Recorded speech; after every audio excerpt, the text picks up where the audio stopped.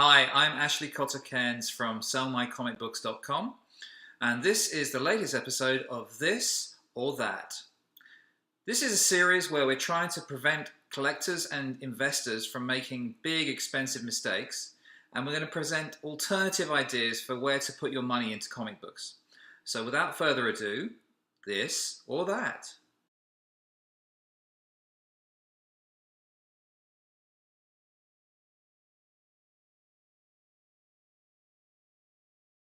I'm going to return to the topic of spending a little bit more money when you're investing serious dollars in a book. And just as a bit of a joke and to make this a little bit more interesting, I compared buying a key issue comic book to buying a BMW. I think everybody knows that guy. You know that guy, BMW or bust? He's got to have a BMW. He wants to show off to his friends in his 20s. He can't really afford a BMW. He can't really afford the insurance, all those reasons, maintenance. Like, he just wants to have a BMW. So he's going to drive it around, living at large kind of thing. It's going to break down often. It's going to be stuck at the side of the road. It smokes. It has a hole in the muffler. The thing is just a dog. But he's got his BMW. Really, it's easy to imagine that guy, right? He's probably got jeans hanging down the back of his arse or whatever. Don't be the BMW or bus guy when it comes to buying a key issue comic book. Isn't it obvious? Like, to me it is. I wouldn't want to put serious money into a key issue comic that someone else is going to look at and go, yeah, I've always wanted to have an Amazing Spider-Man 1, but this one's really gross. I'm going to look for another one. You want the copy of the book that people go, ooh, that's nice. So when it comes to sell, because you always remember, collectibles are definitely an asset. Now, if you bought every issue of Marvel and DC comics from 1991 to 2000, you wouldn't feel that way. Most of them aren't even worth a quarter. But my point is, when you're putting serious money into a comic book, a key issue, that's an asset. And you want to have an exit strategy. You want to be, before you even spend the money on the book, you want to know, am I buying something that other people are going to want? Am I going to be able to get my money out easily, or is it going to be a challenge to sell this? Now, interestingly enough, there seems to be a cutoff point at the high end of the market too. There are a couple of books like Amazing Fantasy 15 or Incredible Hulk 1 and Brave and the Bold 28 where people will pay more because it's a rarer book in high grade and so on, and there's more support for that book. But in the middle, there seems to be a pain point where most people won't spend more than, let's just say, $5,000, right? So most people won't spend more than $5,000 on a comic book. Once you get past $5,000, it's kind of a psychological value boundary. 2,000 is probably the first one, or maybe 1,000. Let's say you're a serious collector, semi-serious collector. $1,000 is a lot of money. You get to four figures. It's like, wow, that's serious money. You get to 2,000. There's another pain point where people just won't pay more than 2,000 for a comic book, no matter what it is. And then 5,000, and there's probably other ones too higher up, 10,000, 25,000. Budget is relative, right? And your budget may be different to mine. But my point is this: when you come to sell a comic book, you need to have an audience that's prepared to buy it from you. And ideally, if you bought it with an idea of selling for a profit, that audience has to be able to afford to pay you more than you paid for the book. Duh. I mean, it's investing 101. If you have stocks in Apple, well, some people can't afford to buy those Apple stocks because they're so high, but there's plenty of demand for them. Same thing with comic books. When you come to sell a key issue, you actually might be better off having the book that's under $5,000 when you come to sell than the one that's over $5,000 because there's more people able to pay you. But that said, you might be holding back your returns by buying something too cheap. Like the BMW guy, right? He wanted his BMW so badly that he bought a piece of crap just to have it. Instead of saying, maybe I could work for another 6 months or a year and put some money away and buy a really nice BMW that's been cared for and looks great, and other people are going to go, wow. Same with key issue comics, and I found a couple of examples. Um, the little joke I did was imagining that you're just like a minimum wage guy, somebody who's down working in a burger bar, flipping burgers for $12 an hour, and I calculated how long it will take you to earn the difference at $12 an hour. Now, hopefully you earn more than $12 an hour. Maybe you earn $25 an hour, maybe $50 an hour, whatever it is, you can do your own math. If you earn $50 an hour, I'm pretty sure you can calculate the difference. But just for the sake of argument, just because sometimes I think people who buy key issues too cheaply and get less than they should have the mentality of, well, I can't afford more.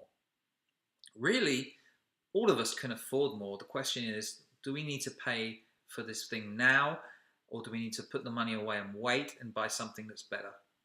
We can all make those rational decisions, right? We can say, do we buy the house that we can afford now, or do we wait and then buy a house for when we need a couple more bedrooms because we're going to have kids, we'd have to move again and pay agent fees and moving fees and whatever. Investing is the same whether you're talking about stocks, houses, cars, or key issue comics. So the first example I found was Journey into Mystery 83. First appearance of Thor.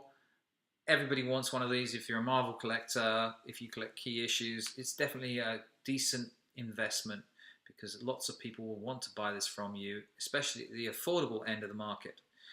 Now, the copy I found at 1.8, CGC 1.8, is actually, I'm kind of surprised it got a 1.8 because it's missing quite a big triangle from the front cover, the bottom left corner, and it looks nastily tanned. Like it looks like this book might be a little bit brittle. To be missing that big a piece on the front cover and to have that browning all around the edges makes, that's a red flag for me. There is no way I would pay nearly $2,000 for this 1.8. It just doesn't make sense to me when for about double the price or 156 hours flipping burgers, I could have the 4.0. Now the 4.0 isn't a $10,000 book, it's a $4,000 book. It's about double the price, but it's more than twice as nice as the 1.8. I mean, look at this thing, it's got really nice eye appeal. It doesn't have any major damage on the front cover. There is a crease on the bottom right corner. Probably there's more serious damage on the back. It must be for this to only be a 4. This looks like a 6.5. So you see the difference? I invested a bit more of whatever it is, resources, of time, working for the man, whatever it is you do to get money. It still cost me $2,000 to buy the 1.8. By taking a little more time to earn the money and putting it into a nicer copy, not only do I have pride of ownership in something that I really like, I love Journey into Mystery 83. I like this copy, it's gorgeous. I love looking at it when I flip through my books. And it's a great investment. This thing has a chance of returning a better investment than the 1.8 because someone looking at the 1.8 is going to have the same problems with it that I do today. In fact, looking at the 1.8, it might even get worse because that book looks brittle to me. The one on the right is clean, it doesn't have those issues, and if I were to buy it in the future, I'd probably still say, wow, I'll pay $6,000 for the 4.0 rather than $3,000 for the 1.8. So this is a smart decision, and I'm going to want you to keep listening because this is a really important lesson. This is a hugely important lesson. We're now looking at Batman 121. Now, the Batman 121 is a super hot book. It's the opposite of Walking Dead, ironically, because Mr. Freeze is the topic, and Walking Dead 1 is cold, and this book is super hot. Little comic book joke there. But the point in a hot market, the point is that low-grade copies, like Hulk 181, low-grade copies sell for high prices. Somebody paid a little bit shy of $1,000 for the 2.0. A 2.0 is a low-grade book. A 2.0 is beat but complete. Like it's not quite a 0.5. It's not as bad as that, but it's a rough-looking copy. Look at the wear all over this thing. There's a bit missing on the bottom right corner at the front. I haven't even seen the back here, but this is a pretty rough copy of Batman 121. And the 5.0 sold for $815 more. So it wasn't even double the price, but it was more than double the quality. Do you see that, how important that is? Even flipping burgers at 12 bucks an hour, you'll earn enough money in just under 70 hours to pay the difference. And it's worth it. It's so worth it. This book has a white cover.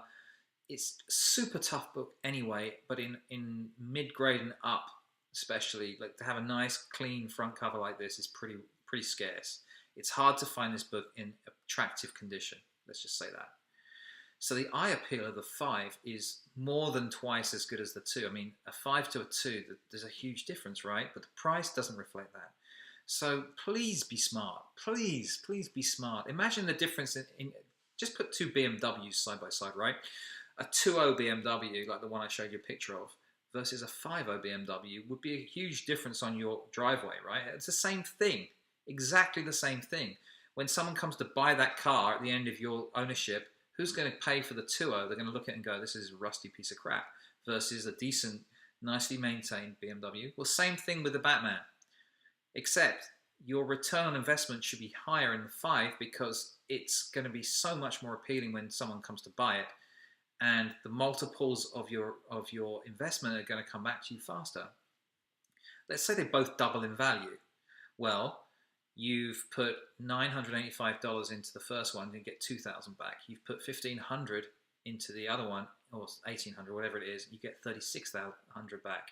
So you've made more money, you've got a better looking book, and between the two of them, the 5 is much more likely to double in value than the 2, just because more people will want to own it. It just looks nicer.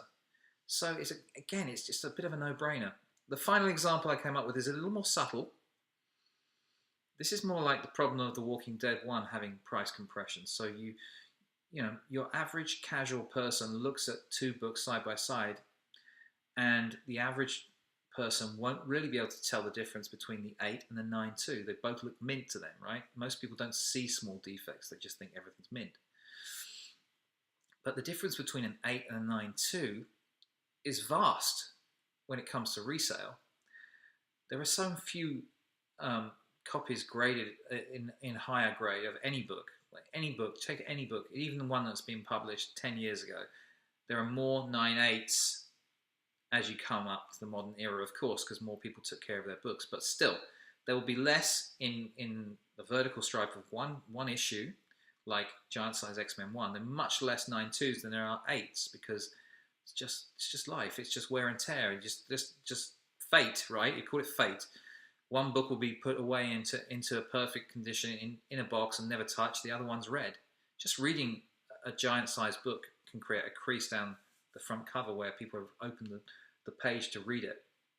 You call it a reader's crease. So otherwise perfect copy of Giant Size X-Men 1 with a reader's crease might get an 8.0. But to the casual observer, those two books don't look any different. So when you come to sell,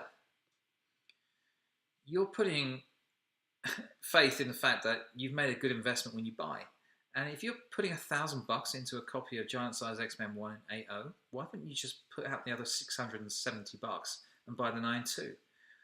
It's night and day. Those two books are hugely different in grade, even though to the casual observer they might not look it. And flipping burgers at $12 an hour, it's going to take you 56 hours to earn the difference.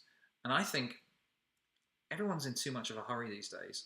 I don't want to sound like someone's dad, right? But people borrow money all the time. They can't pay back. They're always living on debt. They're living paycheck to paycheck. If you're a comic book investor or a collector with an eye for investment, don't be that guy. Take your time. Like, why's the hurry? Giant Size X-Men 1 is a common book. It's a hot book because it's the new X-Men team, blah, blah, blah, whatever. There's a good reason to own one and a good reason to believe that it will be a good investment. But it's still a common book. You're not really under pressure to buy this book today for any reason. So be smart about it. When I look at this book and I go, God, I can't believe an 8 is $1,000 and a 9.2 is only $1,700. That just doesn't make sense to me. My brain can't even grasp that. That's a huge difference for not much more money.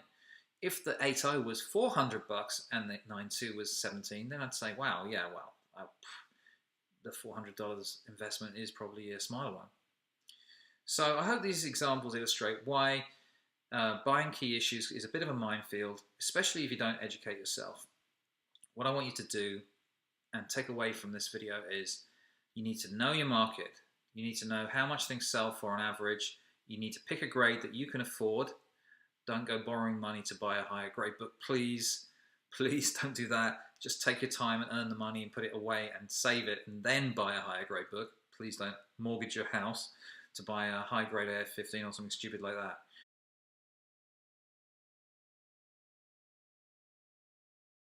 You have three ways to think smart. The first one is, can I get more book for the same price? So as we showed you with the Hog 181 example, there are people paying stupid money for a 2 when a 3.5 is almost the same price. Can I get for the same book at the same grade at the same price but have a better looking copy? So like the Hog 1 and those ASM 1s I showed you, same price, same book, pretty much same price within 10%, it doesn't matter. Eye appeal is so much better on some. Pick a better book at the same price and your return on investment will be greater. And the third lesson, which is simply, if you're buying a key issue and you're putting big money into a key issue, take your time, earn a bit more money, take a bit longer and get the higher grade because your money will come back to you. And finally, Walking Dead 1 teaches us that in an uncertain market, the best thing you can do is wait and don't put any money into anything because we just don't know what's going to happen. And you're better off waiting with the money in the bank than buying a book that could be falling in price for the next year or two. Thank you so much for watching This or That. There'll be another episode in the next week or two. As ever, please, if you enjoyed this video, please give me a like.